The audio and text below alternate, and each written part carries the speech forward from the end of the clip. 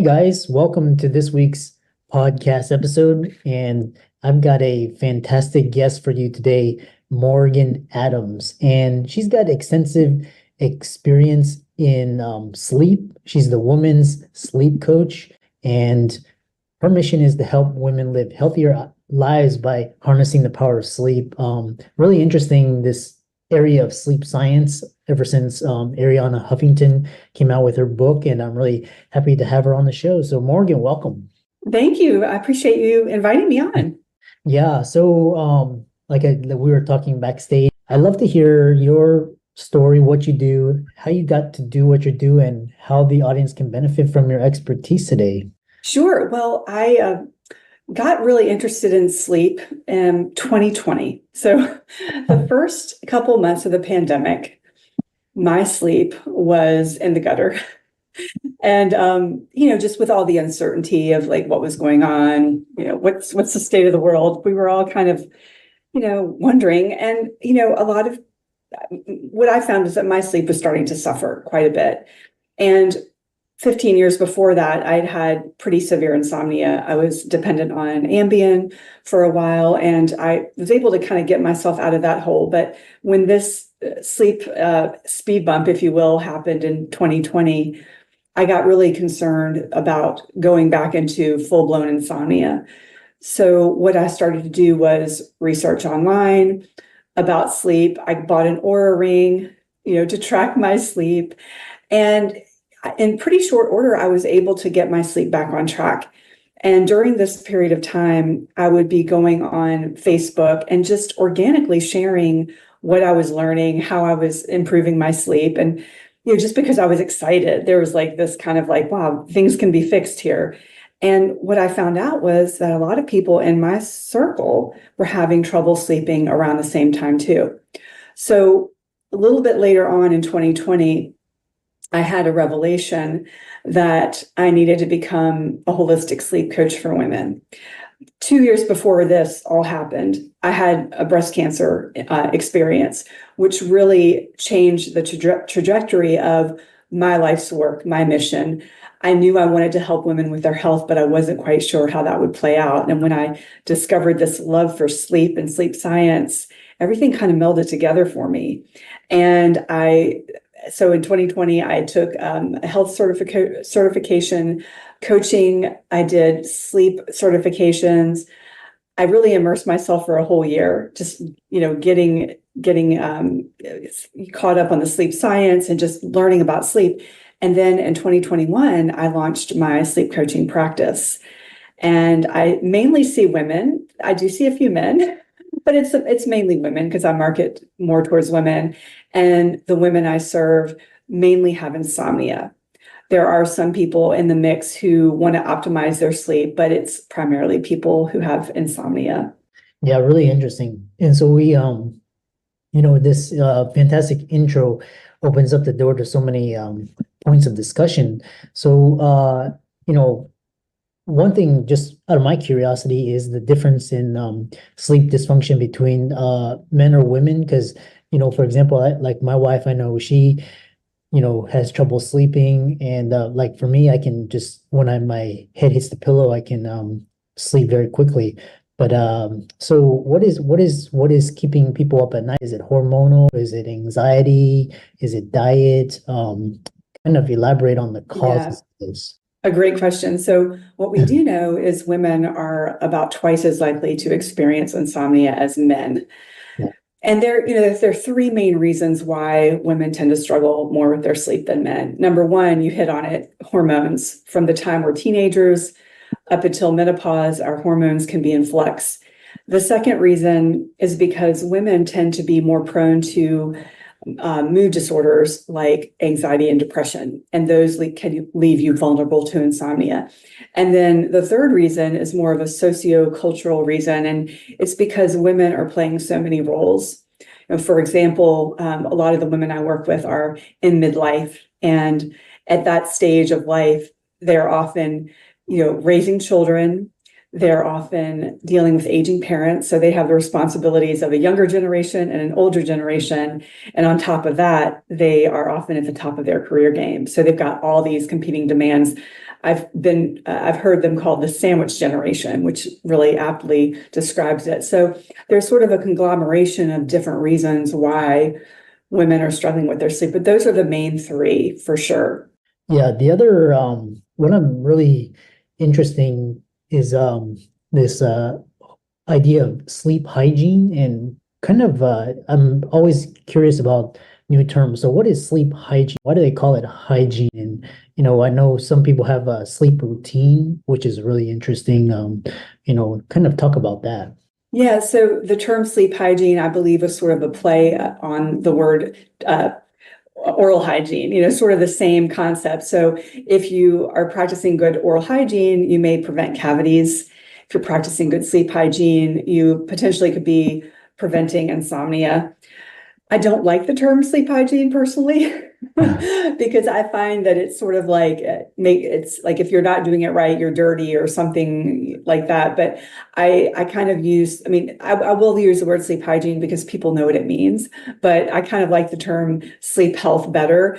But essentially what sleep hygiene is, it's basic practices that we can employ to protect our sleep, to safeguard it. And it ranges from, not eating too close to bed to watching your alcohol and caffeine before bed, waking up around the same time every morning, having a bedroom that is conducive to sleep. And we could, riff on some of these more in depth, but that's generally what sleep hygiene is. It's pretty important, but, one interesting little caveat here to sleep hygiene is that once people come to me and they have insomnia, they've actually already done all the sleep hygiene and they find that it doesn't work.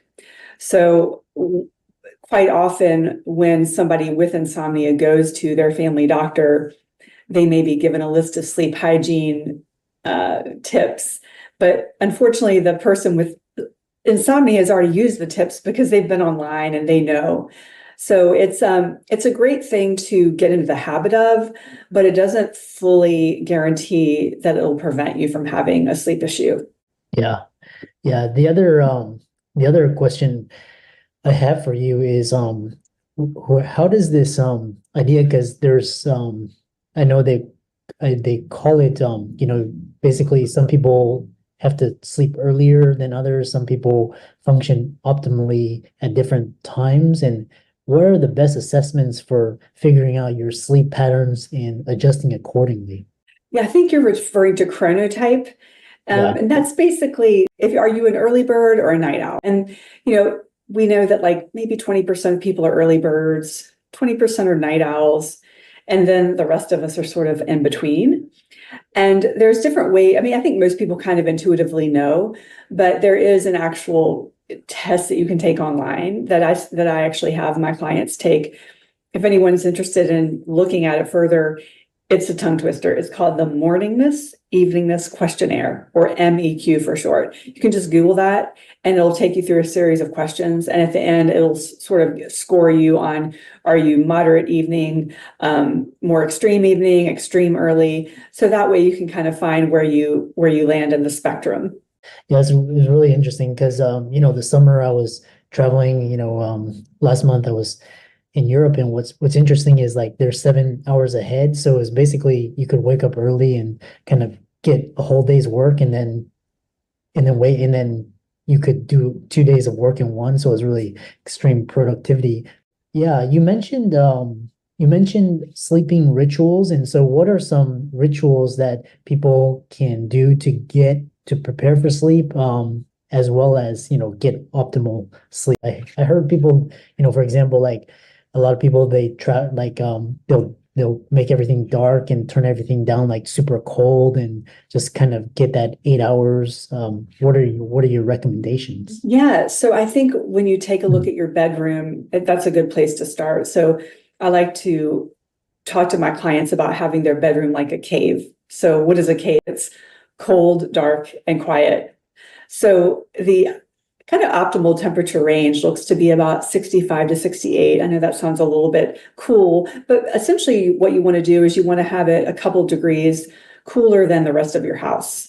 because we need actually to have our core body temperature lowered by a couple degrees to initiate sleep and to stay asleep. So the coolness is important.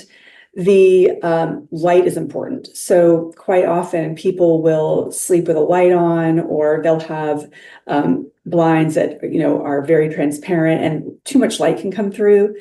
And we really do need to sleep in total darkness. In fact, your room should be so dark that if you put your hand out in front of you, you shouldn't be able to see your hand. So that's pretty dark. So how do we achieve that degree of darkness? A couple things. We could invest in blackout shades or blackout curtains. There are actually a ton on the market now that are quite attainable financially for most people. And then there's a good old-fashioned eye mask, which is great. Or you can double up and really ensure that you're sleeping in darkness. And the eye masks are wonderful to keep with you in your suitcase for travel, because when you're in a hotel or an Airbnb, you just never know how the light situation is going to pan out. And then with the quiet, we ideally want to sleep in a quiet room. However, there are so many extraneous noises that can happen, fire alarms, ambulances, you just never know what kind of noises are going to be outside your home. And then inside your home, random house noises, creaks, pets, kids, all those things. So it's hard to actually attain a very quiet environment. So what often people will do is they'll get a white noise machine. I sleep with one every night. I love it. It's very soothing, but that's a really personal thing. Some people don't like white noise at all. Some people might prefer nature noises, or they might like to have music on in the background. So that's the bedroom situation. Other rituals, are things that are just relaxing for you individually. So some examples, I'll just run through a few that, my clients like to do. Warm bath can help cool your core body temperature, actually, to help initiate sleep. Journaling, meditation, gentle yoga, breath work, listening to podcasts. TV is an interesting one. I actually personally like TV before I go to bed, and people are like, wait, you're a sleep coach, isn't that bad bad sleep hygiene? And you can actually watch, this is sort of a alternative viewpoint from some sleep people, but I do believe that you can watch TV before bed and not have it disturb your sleep, but you have to be mindful. So number one, you want to make sure that you're protecting your eyes from the blue light from the screen. So investing in a good pair of blue blocking glasses is always a safe bet. And then really the content that you're watching is so important. So if you're watching news media, there's disturbing news going on. If you're watching crime dramas, horror movies, things that are, just a little bit too activating for your brain, that can actually impair your sleep. So the content that you should be looking for is lighthearted, maybe watch a sitcom that you've watched before. You don't want any surprises. Food shows, home shows are always a good bet. And there are just so many things. So what I really like to do with my clients is really have them pick out what they find personally relaxing, because it varies from person to person. Like I'd mentioned baths. A lot of people find them relaxing. I find them not relaxing at all. So it's just a really personal preference as to what you want to do for your bedtime wind down routine. But you really should prioritize some type of wind down routine for yourself. And that could really start, ideally an hour before bed would be ideal for most people. But if you can do 30 minutes, you're doing yourself a huge service, because there's an analogy by Dr. Matthew Walker, a very well-known sleep scientist. He talks about how sleep is something like you've got to descend gradually. It's like a plane, you don't just crash land. You've got to kind of wind yourself down a little bit and prepare. Quite often when I'll see with people who are really, working very hard at their career, they will be working late into the night, and they'll shut off their computer from working and they'll go to bed. They haven't allowed themselves any wind down time at all. They haven't allowed their brains to kind of shut down. So it can be really difficult when you are go, go, go, and then you stop abruptly and try to sleep. It can often backfire on you. Yeah, I love that. What's interesting, because I read Ariana Huffington's Sleep Revolution, and she was talking about keeping her cell phone in another room, and then kind of she described it as tucking it away, like she had a cover. So for a lot of people listening to this podcast, entrepreneurs, they're flying across different time zones, and how do you manage this the jet lag? Because sometimes like you're 7 hours and you'll wake up at like 2 a.m. and or even like now you like wake up early, but then you've done so much and then it's like 5:30 or whatever and the sun's still out. And how do you you have 3 hours, 4 hours till bed, and you can't sleep, what do you do? There is an amazing app that I refer all my clients who are in this situation to. It's called Time Shifter. Time Shifter. It's a free app. Your first trip is free, and then you pay a little bit of money for subsequent trips. But what's really unique about this app is that the algorithm that they use is being used to prepare astronauts at NASA for their voyages. So I mean, when I say they've got it down to a science, I'm not kidding. So what you do with this app is you enter in your flight number and it will populate, where your destination is, and it will give you a protocol to follow in the days leading up before your trip. And then a protocol once you're there and then upon your return. So it's sort of a foolproof. I call it foolproof. I mean, I'm sure there's some ways you can mess it up, but it's a very seamless way to get that protocol in. And what it often involves would be changing your light exposure at different times. It could involve potentially taking melatonin in preparation. So I would highly recommend, I have no affiliation, by the way. They don't pay me to say this, but I would really highly recommend looking into Time Shifter if you're traveling like more than 3 time zones away, because that's when the jet lag really starts to get a little bit more of a nuisance. Yeah. I've read that for every hour time difference, it takes about a day to just kind of get adjusted. And like what's in like finding flights that kind of correspond with your because like when I'm tired, but like I can stay up if I'm still up. So it's kind of coordinating. But the other thing is because you mentioned these apps and you mentioned the Oura Ring earlier on. What are some new technology tools to help people sleep better, optimize their sleep, diet, nutrition? We have around like 5 minutes remaining. Yeah. So there's a lot of new technology happening in the sleep world. A lot of companies reach out to me to send me their products. Some of them are good, some of them not so great. But I really do think a great place to start with technology and sleep is a sleep tracker. I mentioned the Oura Ring. There are many others out there. There's the Whoop, there's the Fitbit. What these are good for is helping people understand how their behaviors are influencing their sleep. So, for example, you have a dashboard and you can see if you've got, how your sleep quantity is, how your REM sleep, how your deep sleep looks, how your recovery looks. And quite often people will start to notice, this is an example, very popular one, I might add. If I'm having 2 glasses of wine at 8 o'clock, my sleep isn't so great, So it gives you kind of this kick in the butt, if you will, to perhaps experiment with maybe having less alcohol or maybe having your alcohol earlier in the evening. So sleep trackers can be a very useful tool. Where they are a little bit murky is when you have insomnia, which is most of my clients. So what happens with insomnia is quite often if someone with insomnia is attached to a sleep tracker, they will get almost hyperfixated on the data.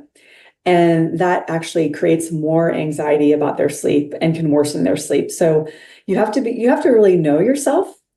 And what I see sometimes is people who are some people kind of dance in the middle. Some people are sort of like, I get a little too attached, but it's not that bad. What I recommend for that is maybe looking at your data once a week, like every Saturday morning, take a look at the week back to look at trends versus like looking at it every morning. So that's a good practice. As far as nutrition, some general guidelines I would recommend for people would be to really focus in on keeping your blood sugar balanced throughout the day. Because when your blood sugar is balanced throughout the day, that tends to trend over into the evening. And we want to maintain that blood sugar balance in the evening, because quite often what I'm finding with my clients is the 2 or 3 a.m. wake ups are caused by a blood sugar crash. And that creates a cortisol and norepinephrine surge. And so people wake up. So really having a high protein breakfast, having a healthy fat at every meal, a good protein at every meal, and not having like sweets and carbs on their own. So that's a good recommendation for diet. Also, interestingly, they have found that the Mediterranean diet is correlated with higher quality sleep. So they've done multiple studies just correlating it. So the theory is that because the Mediterranean diet has a lot of vegetables, it's high fiber, low in saturated fat, we tend to see diets that follow those parameters to be more conducive to sleep. And then with the timing of our meals, we really want to make sure that we're giving our bodies enough time to digest our food before we get into bed. So I recommend that people try to finish their last bite of dinner about 3 hours before they go to bed, and even earlier if they can. I know that can be, kind of difficult with, having families and work engagements. But if you can just give yourself that buffer, you will definitely notice a change in your sleep versus eating a big meal right before bed. What else can we cover? We don't have too much time, but what other burning questions?